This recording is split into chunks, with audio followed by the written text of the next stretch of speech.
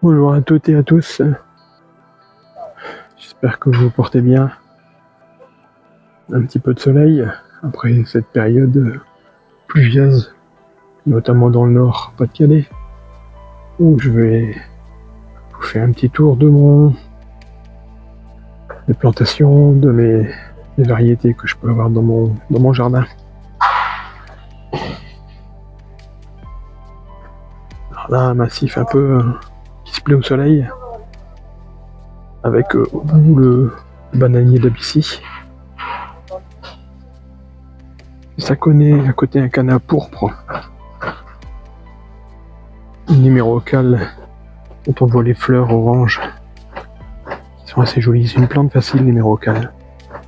Des grosses touffes de graminées, qui sont aussi assez faciles. Variété de chair, qui est une plante aussi assez facile, qui vieillit mal, mais qui est une plante assez facile. Deuxième variété de chair. Donc là, c'est le massif, la partie du massif la plus ensoleillée. La partie la plus à l'ombre. Avec un acer flamingo. Avec des tons rose crevette.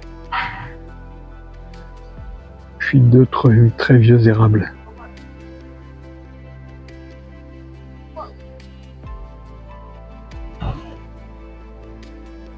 C'est un acer elyséum dont l'écorce par un lambeau, c'est pour ça que je le cultive.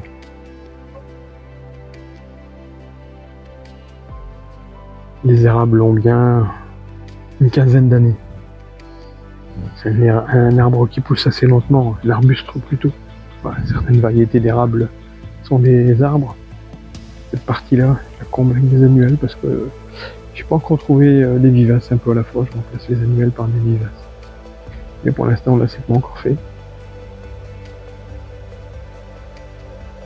On retrouve ici une annuelle que j'aime beaucoup. Qui a un feuillage un peu bleuté.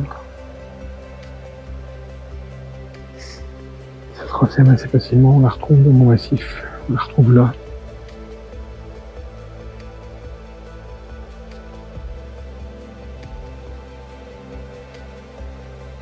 Alors là, c'est une petite collection de tillandsia que j'ai, fil de l'air, de la famille des orchidées. C'est-à-dire des plantes qui vivent sans terre, en captant les nutriments de l'air, de l'eau, puisque c'est des plantes qu'il faut baigner.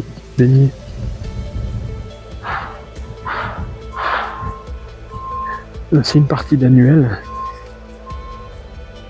Dans le fond, on va voir le ricin pourpre, qui fait des grandes fleurs, des grandes feuilles un peu découpées comme ça, qui sont très jolies. Une annuelle qui est facile à cultiver, qui grandit bien en fait. Derrière,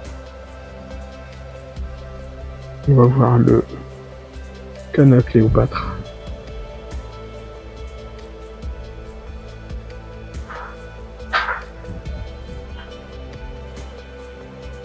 Il y a aussi quelques touffes de graminées. Je sais pas si vous l'aurez reconnu, mais c'est le Forbe Arachias. Là, non, Paulownia japonica. J'adore cette plante. C'est un arbre en vérité. Que je coupe, je recèpe cet arbre, c'est-à-dire que je le coupe à 30 cm tous les ans pour qu'il fasse des feuilles énormes. Là, si on va bien voir.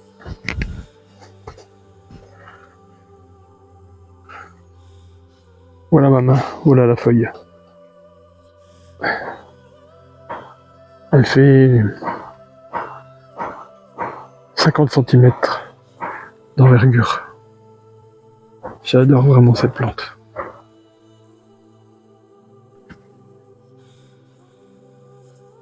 Il y a un Gunira. Vraiment, c'est un Gunira à grande feuille, ça doit être un Gunira manicata. Mais j'ai jamais eu des très très grandes feuilles. Il souffre un peu de la chaleur. Un jour, je le changerai pour avoir un vrai Gunira qui fait des feuilles de 3 mètres de circonférence. Une plante que j'ai réussi à acclimater, j'ai cherché son emplacement pendant très longtemps. Ça s'appelle Utumia caméléon. C'est une plante à feuillage odorant qui sent la pomme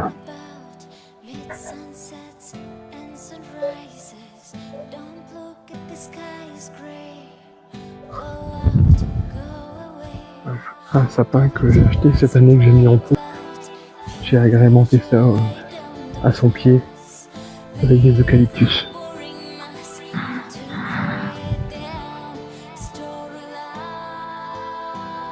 La plante quasi maîtresse de mon jardin. Bananier, Musa Majo, le bananier un peu rustique que je couvre tous les ans. Là, la pointe au sol, oh, je dirais qu'il fait 8 mètres, 9 mètres. Là, on revient sur ma collection de Silencia. La variété que je vous ai fait voir avant, c'est une variété qui va être là, sur l'air au soleil. Celle-là un peu moins, donc je les laisse là dans le meuble, avec au pied des orchidées. C'est la même famille, hein. C'est les plantes épiphytes. Tout en dessous des succulentes, les boutures assez succulentes. On va passer à la rocaille devant. J'ai longtemps cherché ce que je pouvais mettre. Parce que comme vous le voyez, il y a une avancée de toiture qui protège de la pluie.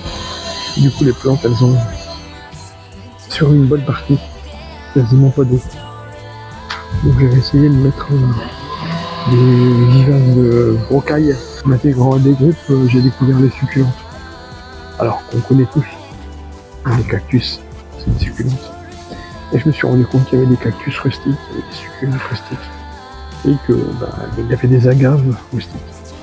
Des agaves que tout le monde connaît. On en voit des énormes, notamment en Grèce. Par exemple ce cactus. Il résiste jusqu'à moins 12.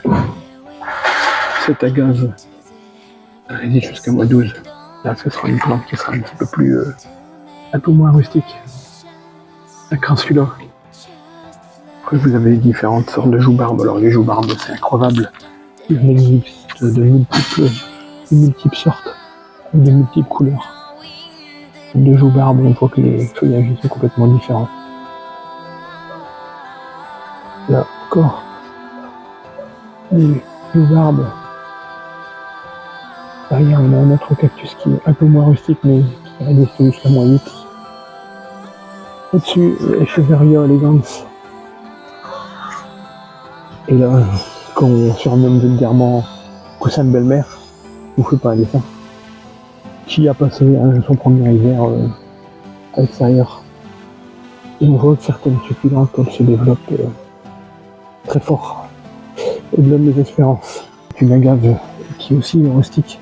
Il y a une autre agave, une forme particulière, plante de la famille des aloés. Aloé, Cosmo. Et là vous aurez peut-être reconnu les formes myrcélites, dites formes de Corse. Celle-là elle est rustique, jusqu'à moins 10 je crois. Bon, elle pousse mais lentement. Une autre variété d'Echeveria, une autre variété de cactus, résistante jusqu'à moins 7. Là vous voyez les tapis que certaines succulentes font.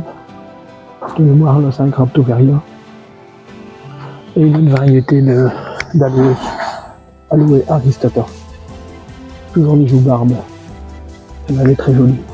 Elle est aura le sol. L'Ave Paris trucanta qui va former une très belle plante à l'âge adulte, qui est déjà très jolie, avec les épines rouge foncé comme ça.